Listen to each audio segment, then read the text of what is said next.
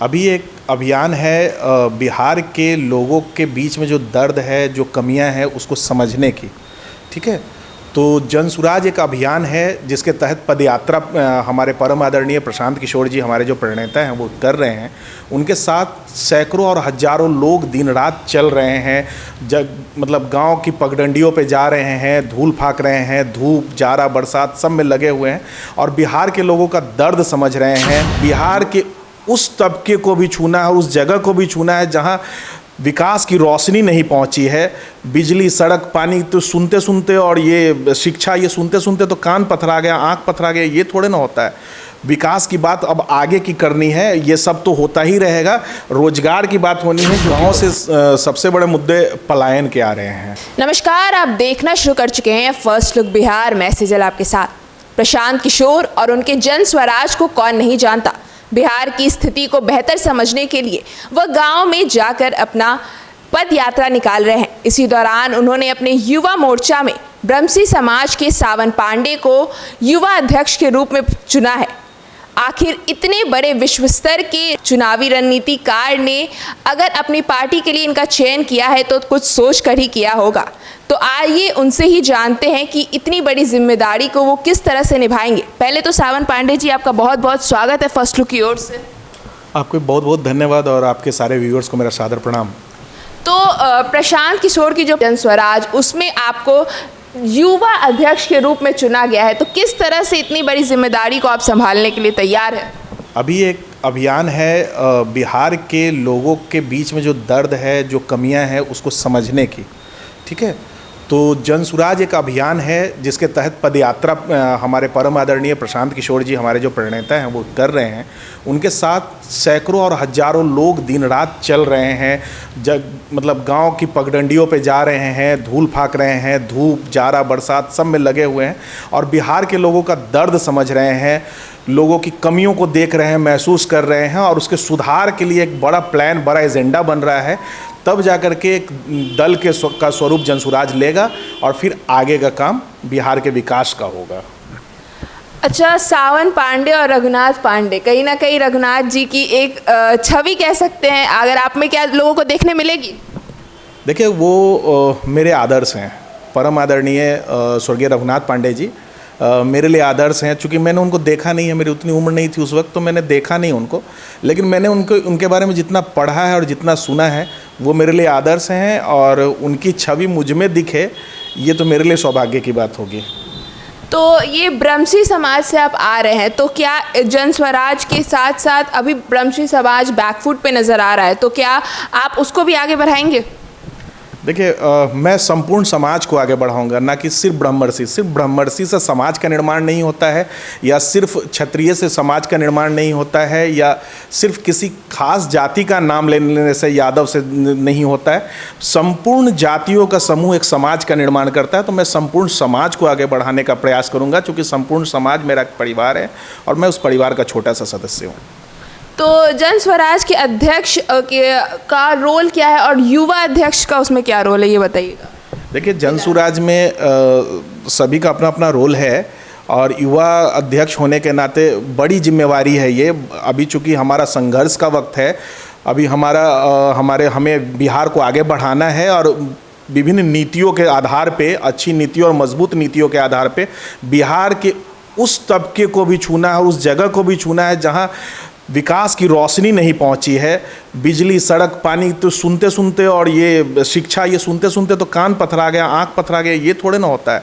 विकास की बात अब आगे की करनी है, ये सब तो होता ही रहेगा। रोजगार की बात होनी है, जो हमारे भाई, हमारे बेटे जो बाहर चले गए हैं, जो मेट्रो सिटीज़ में जाकर के खट रहे हैं, दिन रात मजदूरी कर रहे हैं, गाली सुन रहे हैं, उनको एक सम्मान दिलवाना है और उनको बिहार में रोजगार दिलवाना है। उनकी योग्यता के अनुरूप उनको उनका आय करवाना है। 12 से 15 हज़ार, 20 हज़ार, 25 हज़ार, जिनकी जितनी योग्यता होगी उतना वैसा उनको रोजगार मिलेगा, उतना उनकी आय होगी।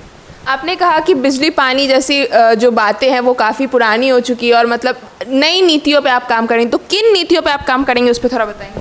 देखिए, नई नीति में सबसे पहले तो इंडस्ट्री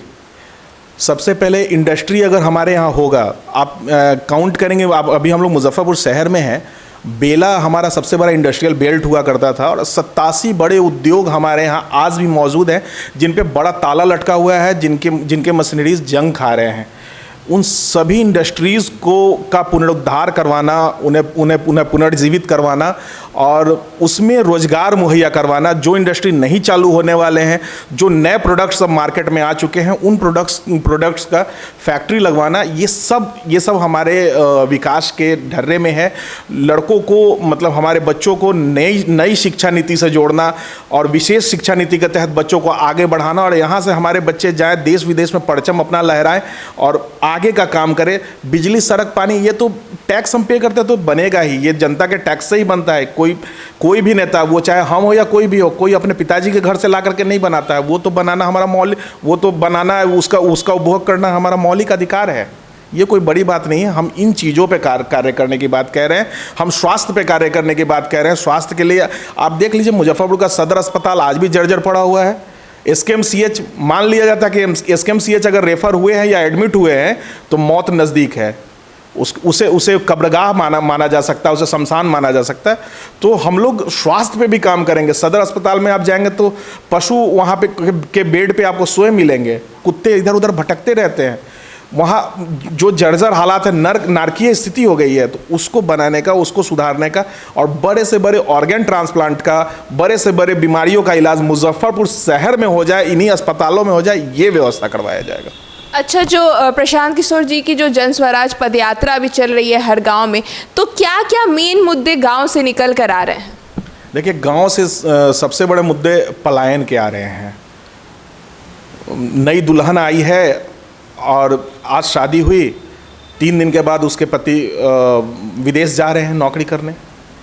बच्चा जन्म लिया, पिता उसका मुंह भी सही से नहीं देखा, मुंबई में काम कर रहा है, दिल्ली में काम कर रहा है। पलायन तो जैसे कि हम लोग एक मान करके बैठे हैं कि यह हमारे ललाट पे लिखा हुआ है, ये भगवान नसीब में लिख करके भेजे हैं कि नहीं, पलायन करेंगे, अपने परिवार के साथ नहीं जिएंगे। पिताजी की यहाँ मौत हो गई और बेटा विदेश से आ ही रहा है, फ्लाइट पकड़ के 3-3 दिन तक डेड बॉडी घर में पड़ा हुआ है। ये बड़ी मार्मिक स्थिति है। पलायन कब तक भाई? इस पलायन को रोका जाए, पलायन को रोक करके लोगों को रोजगार दिया जाए। स्वास्थ्य की जो व्यवस्था है, यहाँ से एम्बुलेंस जाता है पटना, जाने के क्रम में ही लोग अपना शरीर त्याग देते हैं। ये कब तक चलेगा? ये क्यों भाई? ये सारा दर्द निकल करके सामने आ रहा है। अपराध एक बड़ा मुद्दा सामने निकल करके आ रहा है कि हर जगह अपराधीकरण है, छिनतई से लेकर के लूट से लेकर के हत्या तक व्याप्त है हर जगह।